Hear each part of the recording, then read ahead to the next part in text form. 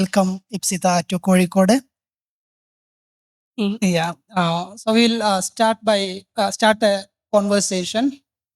Kashmir for us usually is just information from media, and we know Kashmir as a tourist destination. And we also know that there are conflicts going on in this area for a long time now. But do we know the stories of the people, the ordinary people who are living in Kashmir? That's an interesting question. That's interesting to know. Ipsita is a journalist. She traveled to Kashmir, collected stories, and brought this wonderful book, which is, while I was reading it, and I was happy, I was joyful that I'm reading this, and it was also very sad to go through the stories of some of the stories she's narrating. So, Ipsita, you have collected stories from Kashmir, and I can say from your writing that you yourself are a great storyteller, because you have recreated or retold all of those stories in wonderful language. So, what is what is your affinity or inkling towards stories? So I've always loved stories ever since I was a child. I would pester people to tell me stories.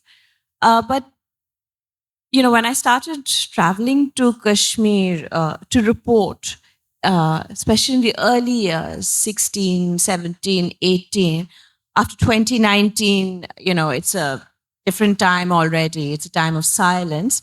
But, people would tell me all these stories. They were, dark, they were powerful, they were tragic. Some of them were very darkly funny. But they wouldn't make it to news reports because they weren't always news, or they didn't kind of fit into the economies of news gathering. Can I fact check, for instance, that a rant, a demonic woman who may or may not have military backing, has been like haunting neighborhoods at night? I can't. Or can I fact check that, Jaws 2 was playing at the cinema hall in 88 or 89 and a bomb ripped through it? I can't. But I think they say something important about how the conflict was experienced and imagined. And I wanted to find a way to write about those stories. Because I think, over the years, to me, the story itself has acquired a sort of materiality. It has become the thing itself. So, I kind of study stories, the form of the story. Because I think bodies and societies and polities bear the wounds of war, but so do stories, I think. And there are different kinds of narrative scars, sort of sudden tragic knowledge of military terms. Even if you, in the sleepiest village, like men, women, old, young, everyone, they'll be talking about SOG, STF, crackdown, curfew. Everyone knows all these terms. Of course, it comes from very tragic realities. And then, there's a sense of, there are these words, for instance, that are freighted with meaning, which will only make sense to people within the community, or just a sense of absurdity that you carry with you as you go through everyday life. Because I think, that's what a long conflict makes you do. It makes you question your sense of reality. But I think something happened to storytelling after 89. Stories were sort of born misshapen. Older myths were disfigured. Older folk tales were dismembered. And I think this derangement, and by derangement, I first use the word derangement in the sense of nothing, no element being in its original place, which then kind of speaks of, a psychological derangement, which is the psychological toll of the conflict. Yeah, so that explains your interest in stories. Personally, I am also interested in stories. So I found your book, highly readable. It was like, I was finding it difficult to stop reading actually, because you have been saying stories after stories. And most of these stories are really tragic. But the way of or the very act of storytelling has this capacity. And you also talk about Kashmiri narrative public and how important. And it's evident that Kashmiris have been using stories, folk tradition of storytelling and public performances. And do you how important are stories for the Kashmiris historically and at the present? Right.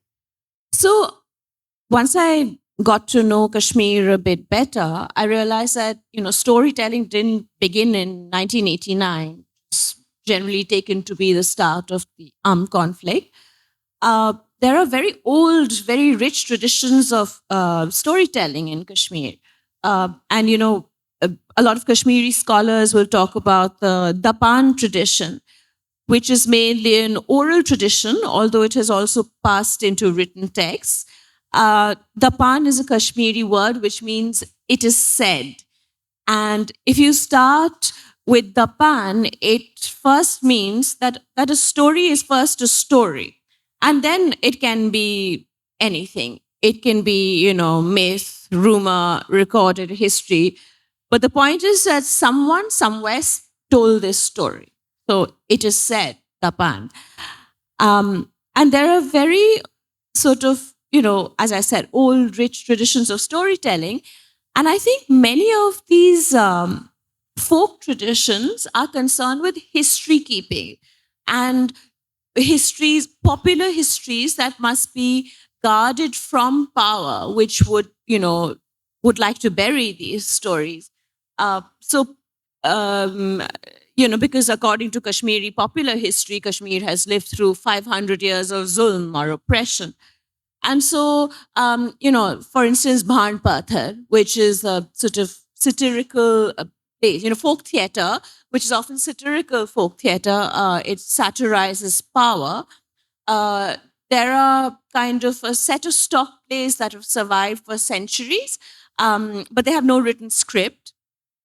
And usually there is a ruler who is a tyrant and who is usually from outside the Kashmir Valley. And he oppresses sort of Kashmiri peasants and farmers, and he must be outwitted. So Shikarga Pathar will refer to the Mughals, Darze Pathar will refer to the Pathans, the Chagdar Pathar, I think, refers to the revenue officials of the Dogra king. But every time this play is performed, there will be jokes and references snuck in because, all the dialogue is improvised. So the jokes and references will often refer to the contemporary political reality. And these are often told in coded language, so they will only be understood by the community that shares a certain set of experiences and certain language. Bhan's talk in Phirkat, which literally translates into upside down words. And Bhan's will tell you that it's a coded language of the craft. It's a way to communicate in front of the audience so that they won't understand. You missed a cue there, move right, or that's your line. But it's a habit of language that is passed into everyday life. It's a habit of language for people who are used to being watched. Yeah, that's very interesting to think because most of us, maybe at least people in this part of the country, would think of Kashmir only in terms of the recent history. That means when you hear the word Kashmir, you immediately are reminded of certain Pulwama or certain the most recent one was, I think, Pahalgam. Some terrorist attack here or there, or some army crackdown, or charging on some terrorist hiding in some villages or some houses. So our memory is actually uh, guided by events that we see on media, usually, particularly news, TV, and newspapers. But when you when you talk about 500 years of history of Kashmiri people, and they have been going through what you call this zulm, which means oppression. Am I correct? Oppression. Zulm is oppression. Yeah. They have been going to Kashmiri people have been going through this oppression for at least for the past 500 years. The Mughals came, then it was the Sikh governors, Pathan, Sikh, then Dogra, the British, then the Dogra dynasty, then India's division, India's partition into Pakistan and India. And in 1989, this gives us into an important point, actually. From 1989, these stories in Kashmir, or the people in Kashmir, they say they have entered into a phase they call halat. So what do we know about the halat, and how do we understand it? I think first to address what you spoke about, the idea of zulm and 500 saal ke zulm, this is also, I think a lot of historians and scholars would dispute this kind of phrasing of or casting of Kashmiri history, but this is the history that is in popular circulation. That Kashmir was after the Mughals, or ever since the Mughals, Kashmir has always been ruled by a power center or a markaz that is outside the valley. But I would like to say that I think part of this is also a political construct that gained currency in the 20th century, during the mobilizations against the Dogra king, which was led by the Muslim Conference and then by the National Conference, which tried to, especially when the Muslim Conference or a faction was renamed the National Conference, they tried to frame the movement differently. So it wasn't just about being Kashmiri Muslims against the Dogra king, but it was about being Kashmiri against people from outside the valley. And like you said, but there is a historical sense of being under siege for 500 years. At least this definitely circulates in popular histories. And coming to 1989, which is when people talk about, like, this is how people refer to it, halat, which means conditions, right? It's such a bland word on the surface, but I think it's such a beautiful word. It's sort of humming with all these sort of subversive undertones. So it means, kind of militancy, militarization, a geopolitical dispute, a movement for self-determination. But also it's something more all-encompassing. It's almost like the weather, the atmospheric conditions within which life must be lived. So I think it's such a capacious, beautiful word used in a very Kashmiri way. Yeah, so halat also changes the style of narrating stories. They have to now invent certain idioms and certain codes. And also there is the story of Dern that was very interesting. Would you like to speak about that a little bit? So yeah, I think one of the ways, like I said, of tracing the ravages of the halat on everyday life, or on the psychological toll of the halat, is to trace what has become of the old stories. So one example is the Dern or the Rantas. The words are used interchangeably. Dern is a version of Dian, I guess. It's a version of the Dayan legends found in other parts of the valley. Not parts of the valley, sorry, other parts of South Asia. So she's a demonic woman. Her hair reaches down to her feet. Her feet are turned backwards. If you cut off her hair, she loses her powers.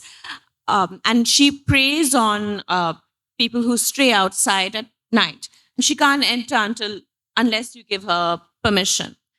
And these are stories of and these are stories of warning, right? So these were stories told to children at bedtime, kind of warning them, do not go out at night. But also some people told me, stories of warning men, do not stray.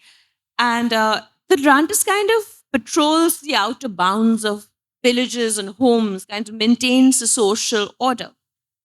But after, 89 or in the Halat, the Rantis stories go through this profound derangement. So first in 93, there is the Rantis there's a mass panic that there's a black sheet figure who's haunting neighborhoods and attacking anyone who goes out at night. It has metal talons and sometimes it wears spring boots, which is military grade footwear, which will help it jump to the height of several stories. And very soon there's a public consensus that this is not a supernatural being, that this is psyops by the military to prevent militants from moving about at night and also to prevent people from giving shelter to militants at night. But the Rantis often also invades homes, kind of violating this distinction between inside and outside. And then again in 2017, have the braid chopping scare. And if you remember, the braid chopping panic didn't start in Kashmir. It started in Rajasthan, traveled to Delhi, Haryana, all the way up to Jammu. The moment it crossed the Banihal tunnel into the valley, it exploded. It turned into something else already. And partly, I guess, it's because, 25 years of armed conflict are a great, force multiplier for panic.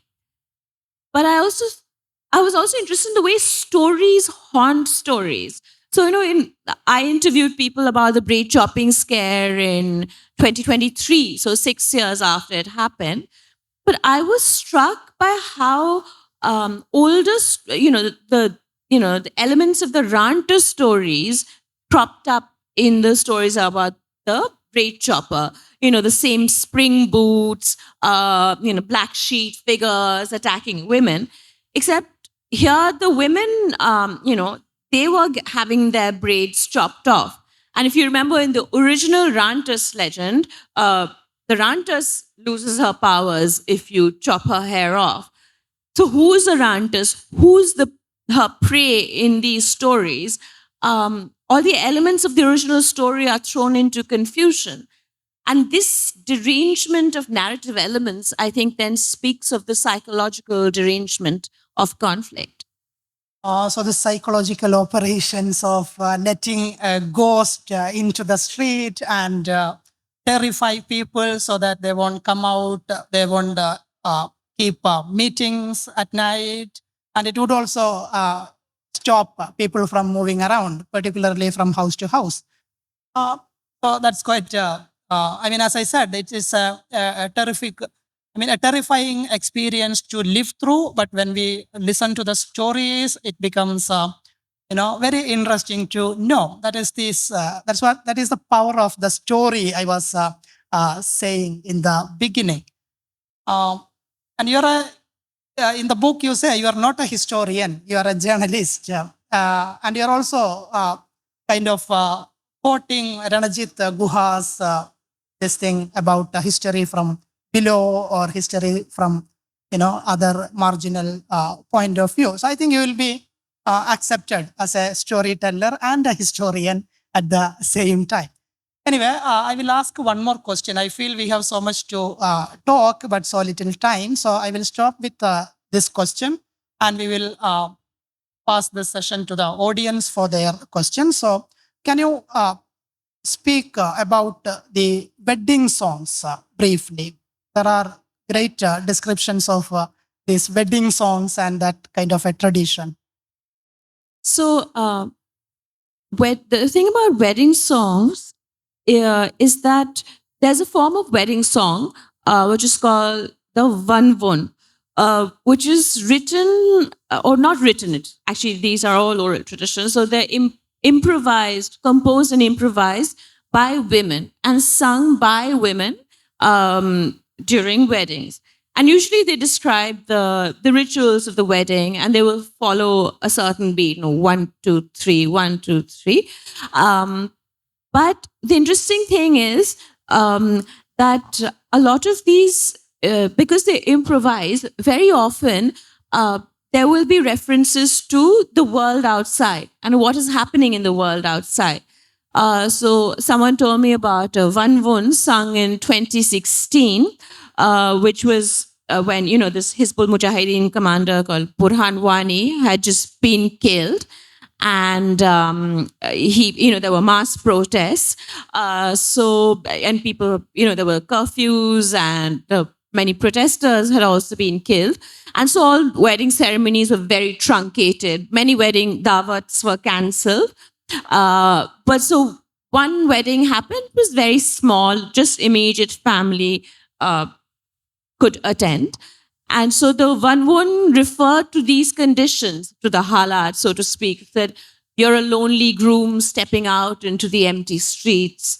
And then there are other kinds of wedding songs sung by men and women, which, sort of odes to people who have disappeared or who've been killed, or even sometimes to militant commanders. So this was a form of, again, history keeping, histories that have been expunged from official histories. Hello, my question is, since the moderator spoke about the general public perception of Kashmir here is the place where there are lots of conflict and armed terrorists. So my question is, what is the general public idea of people living here in southern India, specifically Kerala? You mean how Kashmiris perceive? Yes, how Kashmiris see us. That's my question. Southern India. I think so. If you said you were from Bengal or Kerala, I think it was a good thing. They were like, "Oh, okay, you guys are fine," because, well, I mean, as you know, things in so many parts of the country have become so polarized over the last, definitely the last decade, if not longer. I think they feel that these are still places where these are kind of safe havens, or relatively safe havens for minorities. Madam, it is a reality that Kashmir is the integral part of India. And you spend long years for studying the Kashmiris. So my question is, how we can integrate the Kashmiris emotionally? I think Kashmiris should be given a choice about their political future. And right now, they don't feel like they have a choice about to decide, how they want to be governed, who they want to be governed by. And I think there is a tremendous clamp down on, freedom of expression and freedom of the press in Kashmir. I think it would be a good start to ease that clamp down. So we'll be winding up this session. So thank you very much.